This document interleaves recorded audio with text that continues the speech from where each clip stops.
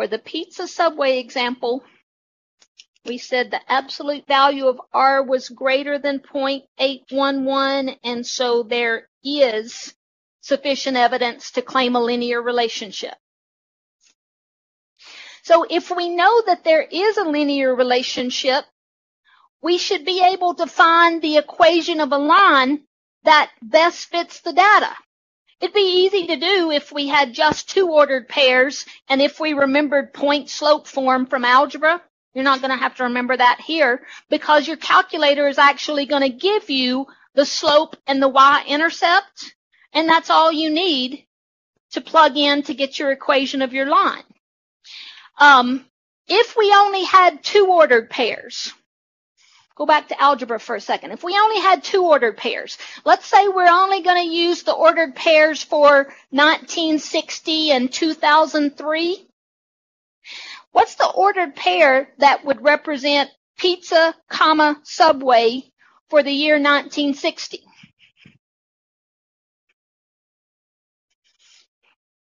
If we put the cost of pizza first, it's going to be 0.15, 15 cents for pizza, 15 cents for Subway fare.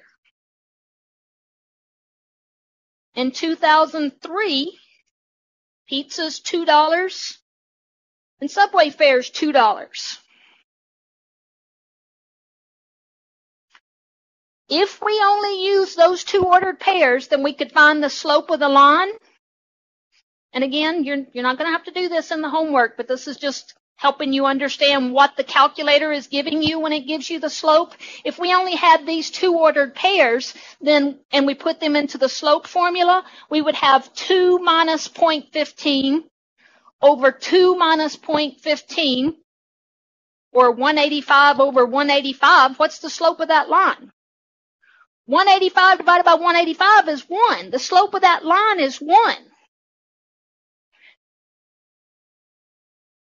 That means if we were only using the ordered pairs from 1960 and 2003, we would say every time pizza goes up a penny, Subway fare goes up a penny. That's what that slope 1 means. When pizza goes up 1, Subway fare goes up 1. And then what about the equation of the line? Well, we can't go back and review this from algebra and talk about point-slope form. We don't have time for that.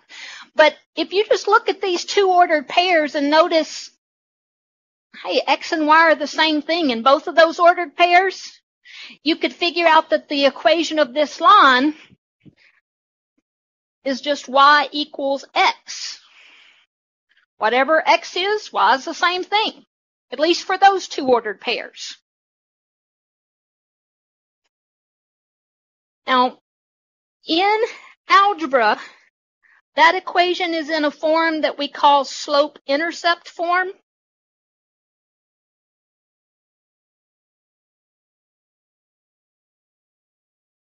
And when you have an equation in that form, when the y is by itself, the coefficient of x is always your slope. And the constant on the end, if there is one, that constant is your y-intercept. Here, there is no constant on the end, so what is the y-intercept? What constant could you put on the end that wouldn't change the problem? You could put a +0 on the end, and that's your y-intercept.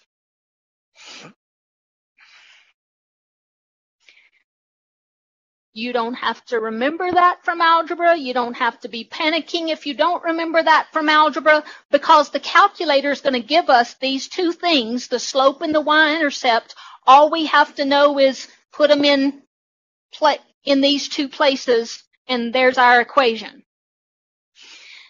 Now, how many of the points on the table that gives the cost of pizza and the cost of Subway fare, how many of those points would lie exactly on the line y equals x?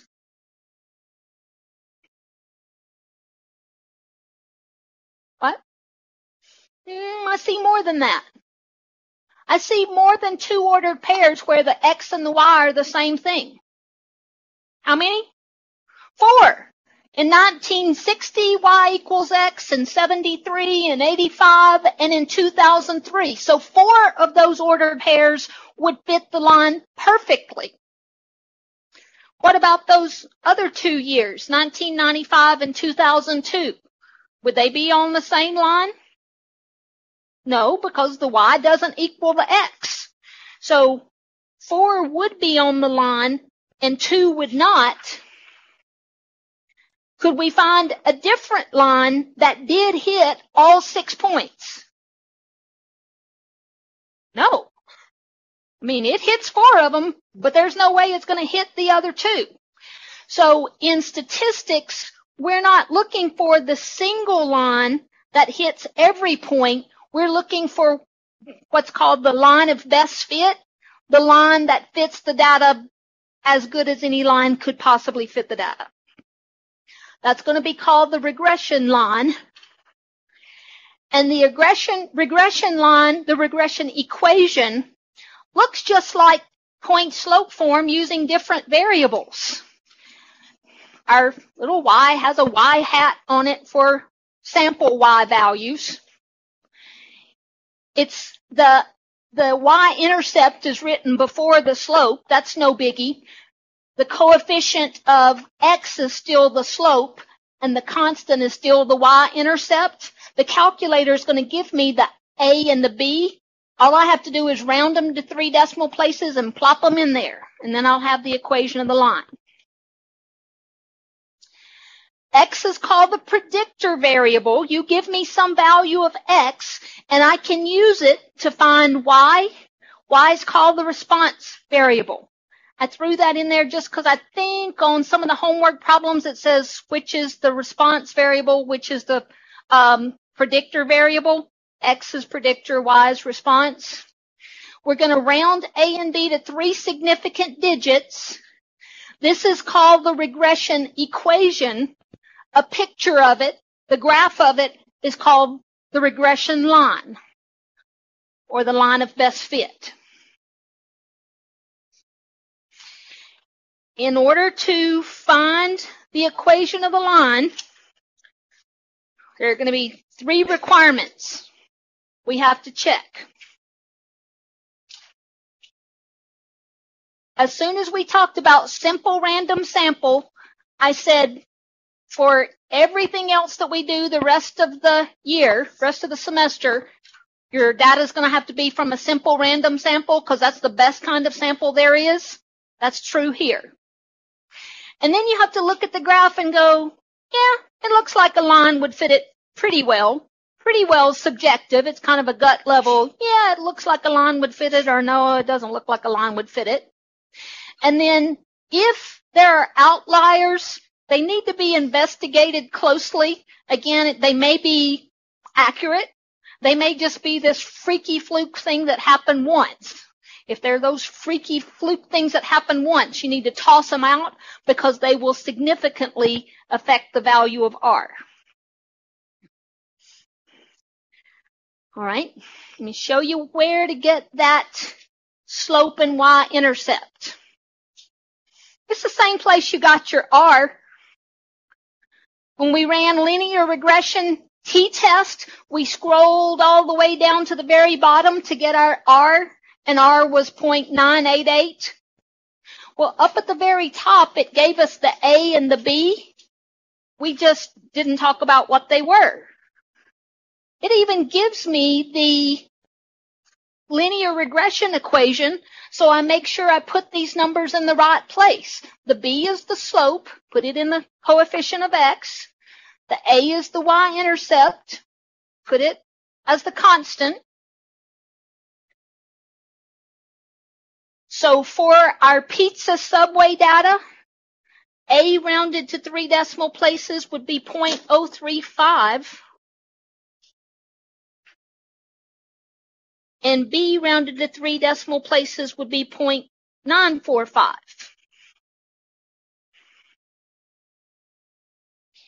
you're not even going to have to memorize this equation because your calculator's giving it to you right there.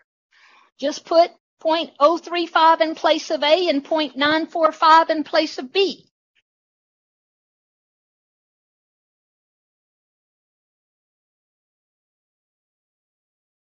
And don't forget your X.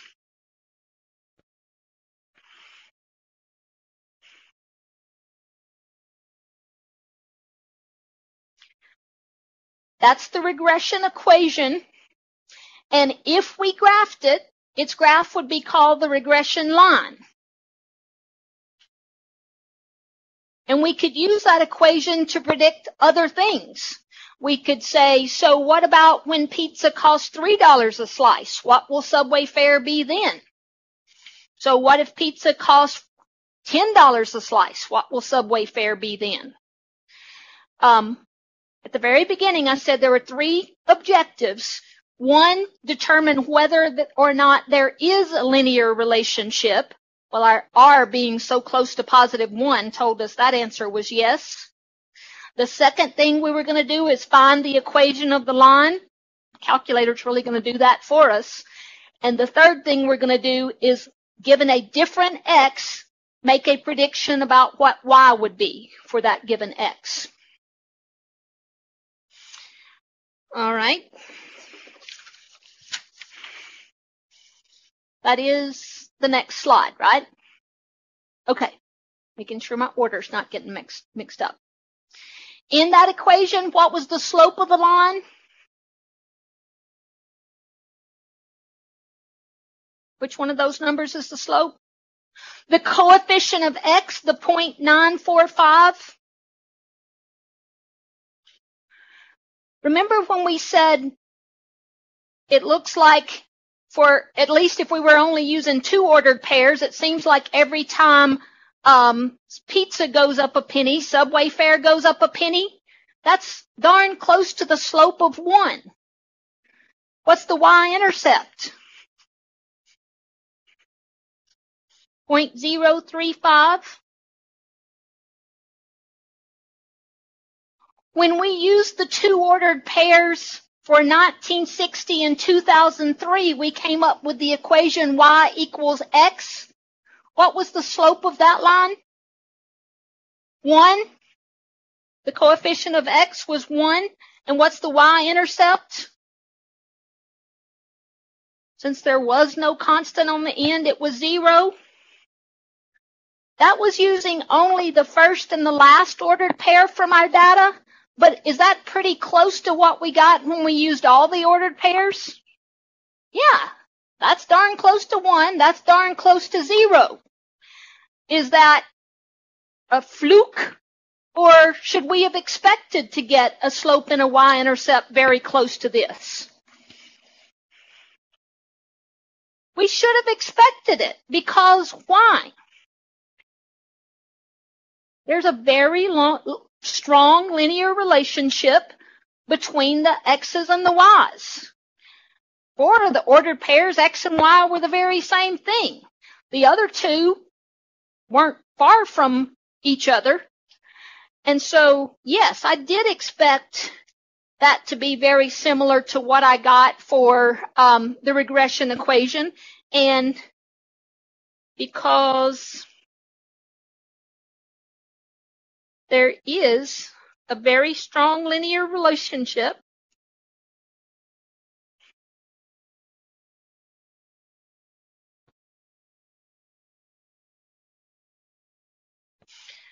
between cost of pizza slice and cost of Subway fare.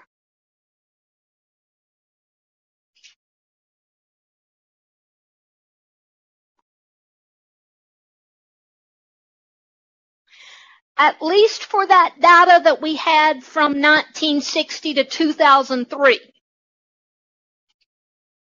Now, if I was trying to make a prediction about the cost of Subway fare, let's say in 2020, would it be fair to assume that this same pattern held for 17 more years?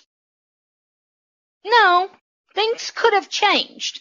I could predict the cost of subway fare in that same time period, but I shouldn't predict it far away from that time period because I don't know that the same trend continued forever.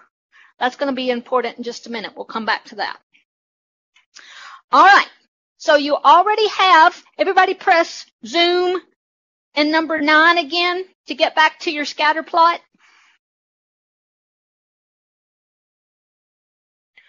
Wouldn't it be cool if we could graph our regression equation, graph our regression line right on top of that scatter plot? We can. We just need to go to y equals, press your y equals button. If you have anything for anything on that screen, if you have some equations on that screen, just clear them all out one at a time. Go down to y1 and press clear, y2 and press clear until you don't have anything for any of those y's. Then go back up to y1 and type in this regression equation.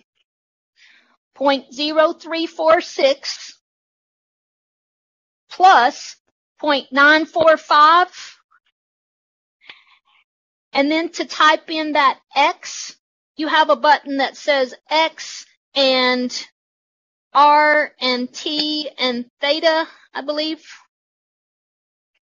are on that button. Just press it, and that's how you type in a variable. I should have. I forgot on this slide. I changed. Yeah, I just left it 4 decimal places. Being consistent with what we've done in other problems, I should have typed 0.035 right there. It's not going to be much difference, but yeah. All right. Everyone have that regression equation typed in. You see how to type your X. The top rightmost button on your calculator says graph. And unless your calculator is in some funky mode from the previous person who used it, it should put that line right on top of your scatter plot. If it is in some funky mode, hang around a minute. Come see me during my office hours. I will help you get it in all the modes set right, and it won't be a problem. You need to, if your calculator's not doing what it needs to be doing right now, then you need to see me before you start the Chapter 10 homework. That could be a problem. But sure enough, just like we said, it looks like 1, 2, 3, 4 of the points were right on that line, and 2 other points weren't far off it.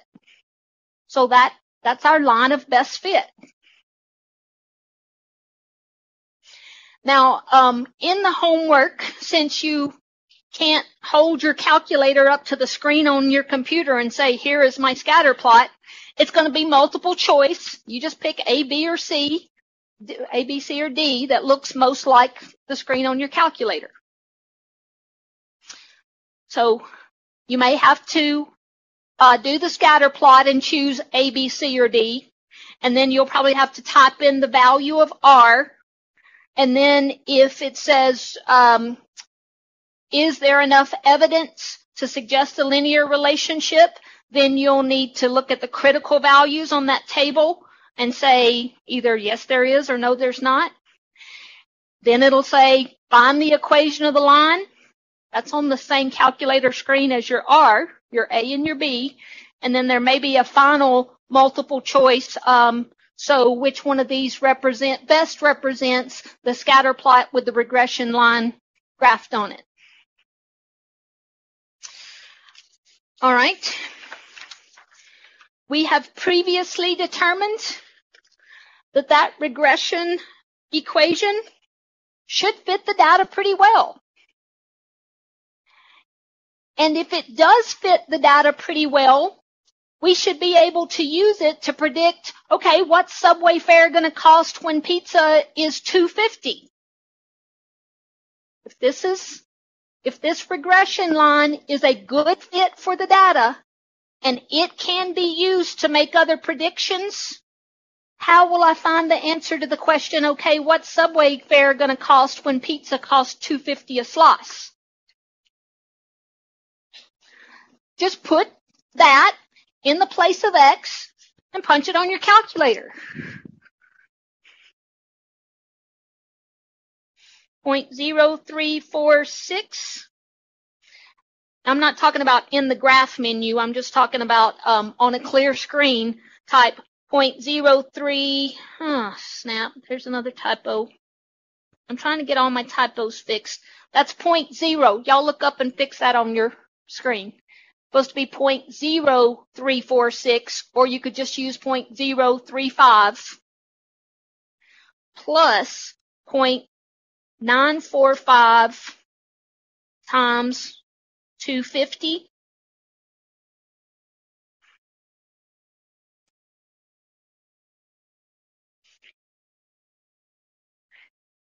And to the nearest penny, what is that?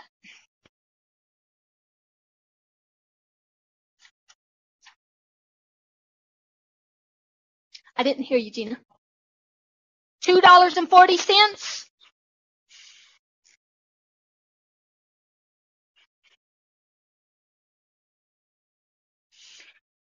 Our regression equation wasn't quite the same as what we got when we only used the first and last ordered pairs. If we were only using the first and last ordered pairs, we would say, well, if pizza costs $2.50, Subway fare is going to cost $2.50 as well. Our regression equation that took in those other 2 points was a little bit different than that, but still the cost of Subway fare is pretty close to the cost of pizza. Is this likely to be an accurate prediction? Yeah, there was a very strong linear relationship.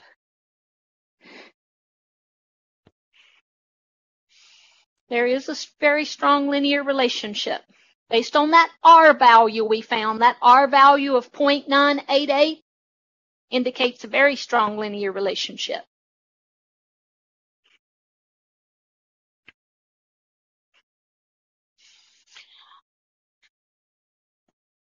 All right. We've done all 3 objectives for that one example. We found R, said, yes, there's a strong relationship. We found the equation of the line, and we used the equation of the line to predict something else. We do need to do some more examples, but there's only one other possible twist to the puzzle. What if this had not been a good fit? What if the points were way far away from that line? If the points were way far away from that line, would you still want to use this to make your prediction? No. You know it's not a good fit. Don't use it for anything. Well, the calculator will give you an A and a B if you ask it to, whether the line actually fits the data or not. So you're going to have to be smart enough to go, well, here's my regression line, but it's not a good fit and I'm not going to use it. And then you have to figure out, so if I'm not going to use it, what do I use? That's what's on the next 3 slides.